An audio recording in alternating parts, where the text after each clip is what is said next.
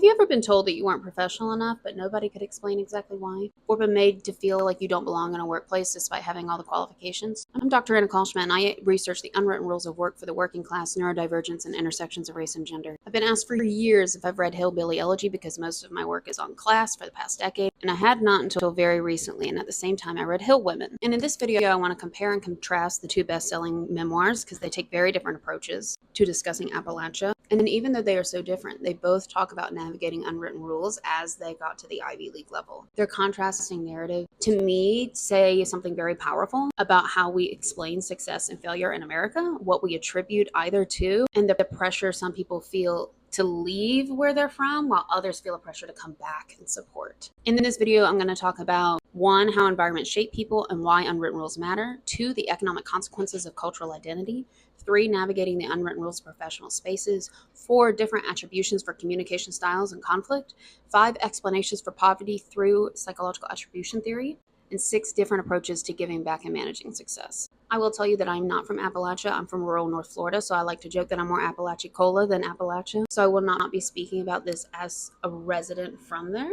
I've done research there, I've been there, I've hiked there, but that's not the same as living and growing up there. So I will only be commenting based on my knowledge of research and reading the 2 books. So I put off reading Hillbilly Elegy for a long time because as a social class researcher, it felt like Orange Blossom Special to fiddlers. I was a bluegrass fiddler and growing up playing in fiddle competitions and such. The Orange Blossom Special is so common that it's actually banned in fiddling competitions, and a lot of fiddlers are sick of it because it's always what gets requested. And at some point, you have to learn it, even though among fiddlers we're like, okay, this isn't like the best show of my skills or anything, but it's what the audience knows, and so you need to know it to have the launching pad, and then you can talk about maybe play some other tunes. And when people learn about my social class research, they always bring up Hillbilly Elegy, less so recently, probably because Vance is now the vice president, but it would frustrate me because I was like, I'm reading like research articles and I'm interviewing multiple people, not just one person's memoir. A case study versus other research, I'm like, but stories are important. But I wanted to read another book with a different perspective,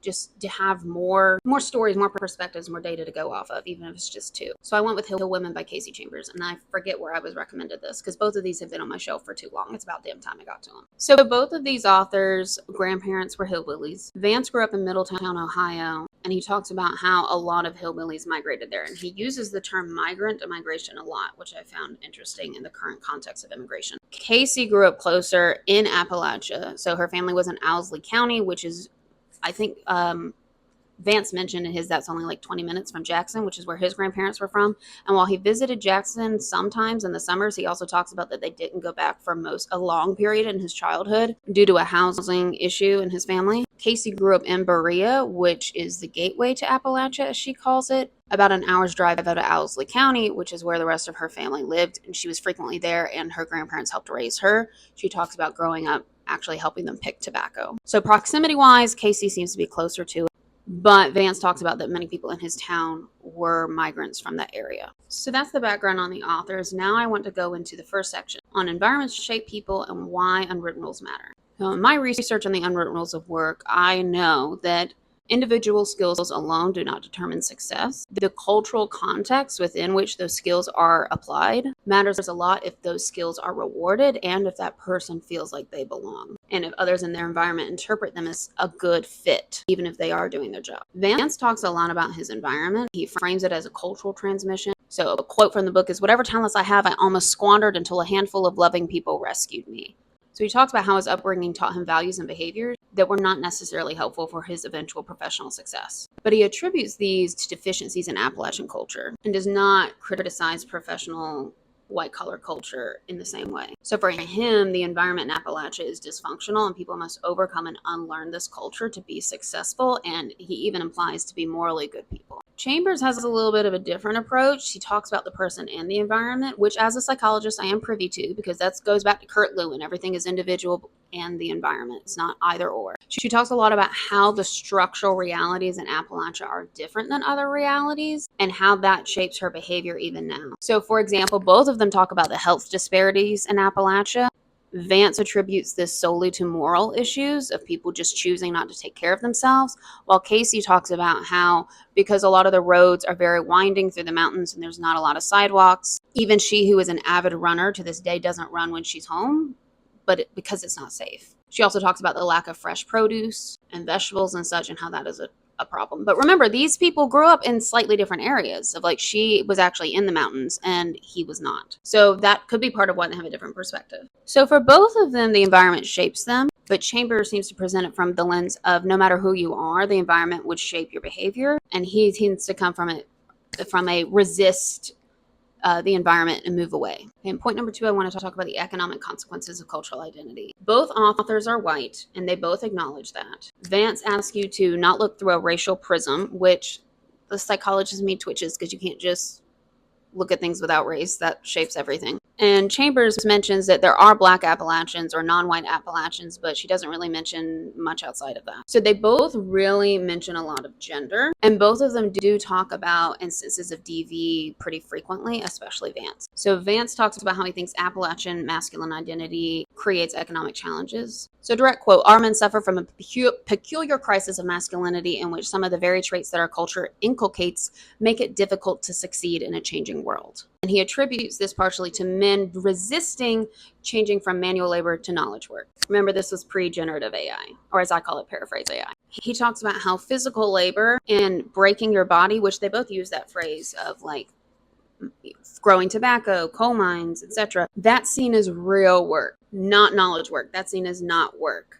And I talk about this a lot with my work on the unwritten rules of work. And, like, people who are blue collar and transition to white collar often struggle with feeling like, even though they're tired, even though there are challenges, that they can't complain about it because it's not real work. And this is tied to this mindset in these communities that rely a lot on manual labor. And he attributes this to why Appalachian men struggle, and basically implies they need to move past that. In terms of women, Vance has a deep love for his mama, who he credits with raising him. His mom had substance abuse issues, and he talks about the trauma of having multiple stepfathers and moving in and out of homes. And as someone who has had family experiences with multiple stepfathers and with substance abuse, I do understand that's a trauma. I don't know that he actually uses that word. He mentions at one point that he should probably go to therapy, but he doesn't want to talk to a stranger. And I am a proponent of therapy is good for these things, but of course you want to find someone who is a good fit for you. Not all therapists are a fit for everyone. He also blames Appalachia and poverty for these circumstances. He cites statistics on that middle class people stay together longer, divorce rates are lower, etc. The psychologist in me, like, both knows that's true, but also he leaves out, in my opinion, important context on things like people who are in higher classes also get married later in life because they go to college first, or they have jobs and get financially stable first. I'm from an area where, like, my best friend got married at 19. I know many people in my family and friends who were on their second marriage by 22, baby number 3 or 4. Like, this is very common in rural areas and more common among poverty and working class. But it's interesting he doesn't mention that either in the context of why this is, because he seems very pro-family and pro, like, get married, be involved in the family, but he doesn't talk about the timing in that or what impacts that, like access to reproductive knowledge and care and access to good jobs and education, etc. I notice in the book he doesn't mention any romantic relationships until he meets his wife Usha at Yale, and he doesn't even mention really many friendships. And while he does tell you how many times he moves as a kid due to these stepfathers, and it really mostly stepfathers and such, that could influence why he doesn't seem to have or mention stable relationships along the way. But it does make me wonder, with his generalizations about everybody else in Appalachia, while the book primarily focuses on his own family, how much these generalizations are a good image of everybody else around him, because you don't really hear about anybody else around him besides his mom, his mama, his sister, and whatever man his mom is with. Chambers talks about how her granny was 15 and married her grandfather when he was 30 and she was like 15. And she talks about how she struggles with, she knows that they loved each other and that her granny grieved him and that they both took care of each other, and how that was cultural at the time, but that she struggles with that she was a literal child and he was a full-on adult. Chambers also talks about that she, in her opinion, any of the opportunities are for men. in Appalachia, and that the women in her family were much more pro-education than the men were, and she thinks it's because the women wanted to have other opportunities. Now, nobody in her family till her mom, after Casey was born, got an education, but she thinks it's because they encouraged her mother, and she saw her granny and her aunt encouraging her mother, and she thinks it's because they saw this as the only way for her to have an opportunity. So through these gendered lenses, both authors do talk about how cultural identities shape economic opportunities, but Vance seems to attribute more to moral failure, and Chambers talks more about individual decisions and environments. And to be fair, both of them speak very lovingly of their family and critique some things. Part 3, I want to talk about navigating the unwritten rules of professional spaces. And I'm biased. This is my favorite part as someone who researches the unwritten rules of work. Both authors talk about that when they left Appalachia and they entered Ivy League schools, that they struggled with navigating unspoken norms. So I want to quote this directly from Vance's book. I lived among newly christened members of what folks back home pejoratively called the elites, and by every outward appearance, I was one of them too. I am a tall, white, straight male. I have never felt out of place in my entire life, but I did at Yale.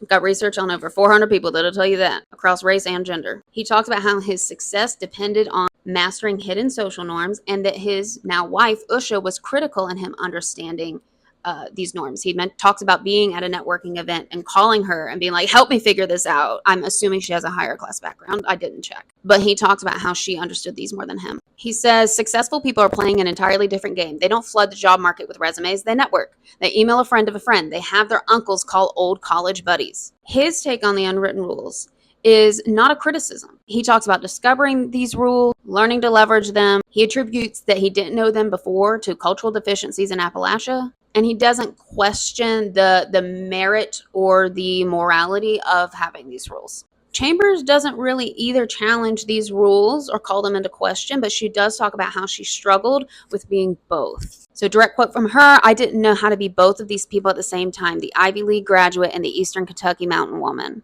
She talks about each world as equally valid. While she doesn't challenge the elite norms, she does talk about Eastern Kentucky still in a loving way. But she talks about how, she says, it's hard to inhabit two worlds at once. As I fit in more at Yale, I fit in less in the mountains. And again, a lot of my research shows this as well. Several of my research participants have called themselves a chameleon, but they do tend to identify with their first class more, which is why I found Vance's resistance to his first class very interesting. Okay, in part 4, I'm going to talk about the unwritten rules of communication and conflict, and basically examples of how some of the unwritten rules of work play out. Both authors talk about different unwritten rules that my work has talked about in the workplace. Vance talks about the unwritten rule that I would call being perceived as aggressive. Chambers talks about the unwritten rule of direct communication, which I rail about on here all the time. So Vance talks a lot about the honor code, particularly among Appalachians, the loyalty, the aggression. He represents them as very violent. And even up to the end of the book, he talks about Usha talking him down from cussing somebody out or getting out of the car and beating someone at a traffic stop. And he's proud of himself for learning to control his temper more. Direct quote, he says, I resisted the urge to bury my putter in his goddamn ear. I remember Mama's sage advice to act like you've been there. This was when she sent him to golf lessons because she wanted him to learn a rich people's sport. And someone made fun of his shoes because he didn't know what to wear, which is a very real class clash. He talks about aggression like it's an inherent cultural trait, and this is another bad thing that Appalachians have to get rid of. So throughout the memoir, he talks about, like I said, monitoring his temper and framing his directness and confrontation as barriers to his professional life that he had to get over. As a psychologist, I both understood this, also coming from the South, I understood this and think he misattributes. So working class people do show their emotions more on the facial expressions, and they do have more direct communication styles. However, the aggression, social psychologists have largely found that what appears as aggression can also be responding to a threatening environment. When you have few resources, you feel threat more because you have more to lose, because you don't have much at all. And so there is a relationship with social class and perceived aggression because people feel these threats more deeply, like what he talked about on the golf course. If somebody made fun of his shoes, that was a deeper threat for him than if he was an upper class person who just like his shoes didn't match. He'd be like, yeah, whatever, right? But as someone who already felt like he didn't belong there, and that losing this golf skill could mean losing his ability to meet people to pull him out of poverty, help him pull out of poverty, that's a bigger threat.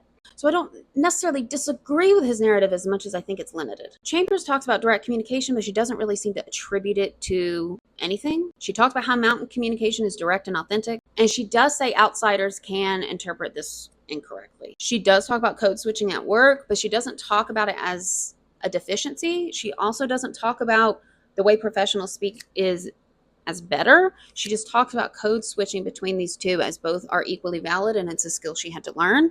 That being said, code switching is exhausting. Learning these unwritten rules can ease the emotional cognitive burden over time, but initially it is very hard and it is more exhausting for employees who have to do this. There are also business consequences to having indirect communication. So I've made a lot of videos on that. Part 5, I want to talk about explanations for poverty. And I'm going to do this talking about attribution theory. So attribution theory helps us know what people attribute to their circumstances, whether to internal factors like who you are and your internal traits, or external factors like the environment and the circumstances. All of us humans, we tend to attribute our success to internal factors and our mistakes or downfalls to external factors. In reality, there are both, again, person and environment. And this is true of poverty as well. Yes, you have to make individual choices, but also circumstances matter.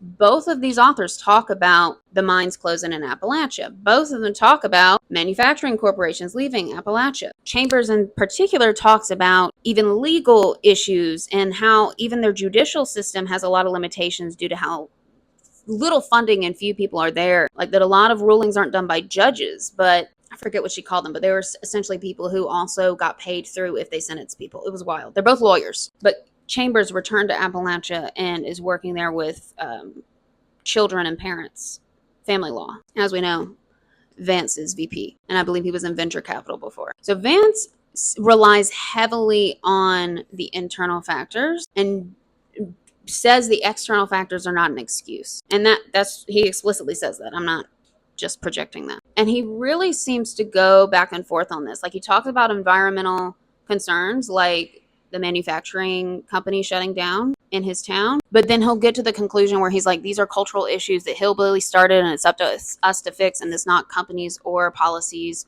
They're not going to help. But he doesn't explain how he got to that point. And sure, he gives examples of times he's been at work and someone was being lazy or taking long breaks or not showing up. But that reasoning wasn't made clear to me. While Chambers talks about the same thing with the mine shutting down, manufacturing shutting down. She talks about sharecropping with the tobacco because her family were tobacco farmers and how they barely made enough to survive. And then that went away. And she talks about how it's difficult for companies to come into the hills due to literally the hills and the mountains can be a hard place. It's more expensive for transportation, winding roads, and again, not as much flat space to build large companies. And her take is we need an economic solution that's not going to be what it was in the past, but we need to figure out what that is. She wants people to still be able to live in the hills. Vance's take is pretty much that it's all individual problems, that the culture needs to be redone, and that the hillbillies can do this, and that they're the hardest working people and they can do it. He doesn't really provide a step forward besides explaining that he had to leave. So he doesn't say he doesn't think people should live in the hills, but he doesn't really explain how he thinks that's going to happen. You can pull on your bootstraps, but if there's nowhere to wear those work boots, I don't know how you're going to do that. So I would have liked to see more there.